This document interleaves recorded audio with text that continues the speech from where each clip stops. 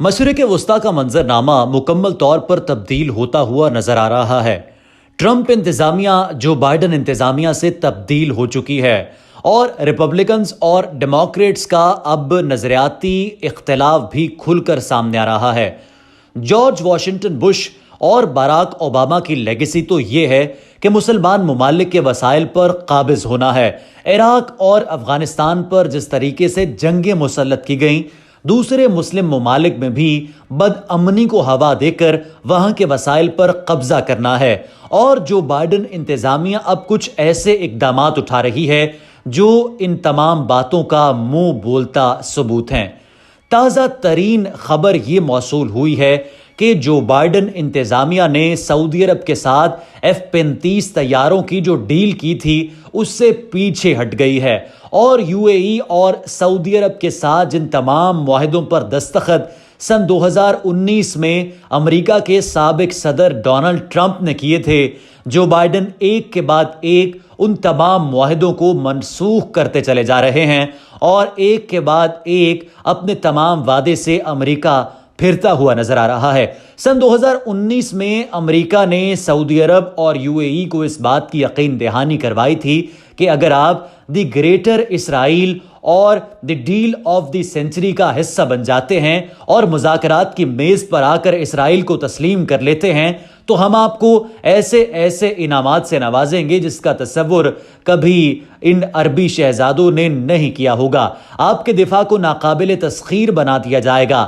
آپ کے پاس ایسے جدید جنگی طیارے اور جنگی ساز و سامان ہوگا کہ پوری دنیا سعودی عرب پر رش کرے گی۔ اور اسی لالچ میں آ کر سعودی شہزادے محمد بن سلمان نے امریکہ کی تمام تر باتیں مان لیں اور امریکہ کے نقش قدم پر چلتے ہوئے، امریکہ کی بات مانتے ہوئے خود کو دی گریٹر اسرائیل ڈیل کا حصہ بنا لیا اور پاکستان پر بھی ایسا کرنے کے لیے دباؤ ڈالا۔ اور ناظرین، پاکستان میں جب حکومت تبدیل ہوئی اور عمران خان پاکستان کے وزیر اعظم بنے تو سعودی عرب کی جانب سے 6 ارب ڈالر کی امداد کا اعلان کیا گیا، جس میں سے 3 ارب ڈالر کیش اور 3 ارب ڈالر تیل کی مد میں ادا کیے گئے، اور کچھ ہی دیر بعد پاکستان سے یہ مطالبہ کیا گیا کہ سعودی عرب آپ کی مدد کرتا رہے گا اگر آپ بھی دی گریٹر اسرائیل ڈیل کا حصہ بن جاتے ہیں۔ لیکن وزیر اعظم عمران خان نے قومی اور ملکی سالمیت کو ملحوظ خاطر رکھتے ہوئے اور پاکستان کے اداروں نے اور پاکستان کی ایجنسیوں نے اپنے ملک کی سالمیت کو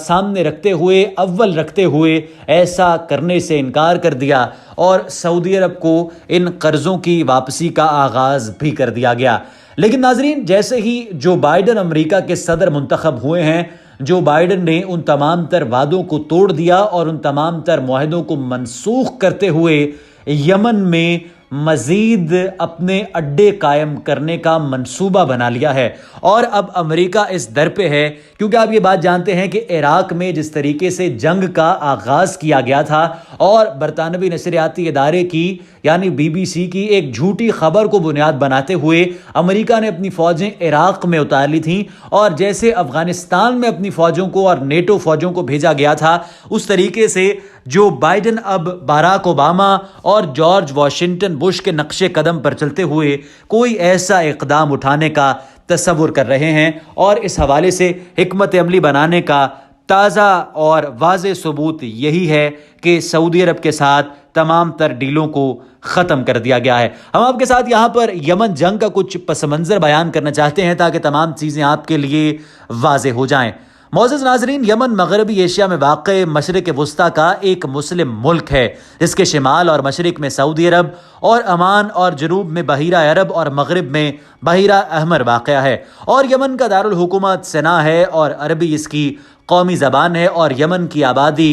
2 کروڑ سے زائد ہے، جن میں زیادہ تر لوگ جو ہیں عربی بولتے ہیں۔ یمن میں جاری حالیہ تنازع کے لیے یمن میں جو ہے وہ حوثی بغاوت باقاعدہ طور پر کروائی گئی، اور اس بات میں کوئی شک نہیں کہ بیرونی قوتیں اس میں ملوث ہیں اور باقاعدہ طور پر اس کی فنڈنگ جو ہے وہ کی جاتی ہے۔ اس تنازع نے پورے یمن کو اپنی لپیٹ میں لے رکھا ہے، اور ایک طرف حکومت اور دوسری طرف حوثی باغی متحاربین ہیں، اور صورتحال اس وقت مزید کشیدہ ہو سکتی ہے جب جو بائیڈن کوئی ایسا اقدام اٹھاتا ہے۔ حوثیوں نے یمن کے دارالحکومت سنا پر قبضہ کیا تھا، اور یمنی صدر اپنی جان بچاتے ہوئے جنوبی یمن بھاگ گیا تھا، اور وہاں عدن کو یمن کا دارالحکومت بنانے کا اعلان کیا گیا، اور یہ ملک دو حصوں میں تقسیم ہوا، اور ساتھ ہی ساتھ مزید چھوٹے گروہ بھی ابھر آئے جنہوں نے مزید مختلف علاقوں پر قبضہ کر لیا، اور یمن در حقیقت اس وقت 3-4 حصوں میں تقسیم ہے، اور دن بدن فرقہ وارانہ تنازعات بے گناہ لوگوں کی جان لے رہے ہیں، اور ہزاروں لوگ معذور ہو چکے ہیں، اور بچے یہاں پر جو ہیں باقاعدہ طور پر نسل کشی کا شکار ہو رہے ہیں۔ اور اس ساری آگ کے پیچھے اسرائیل اور امریکہ کی پراپر سازش شامل ہے۔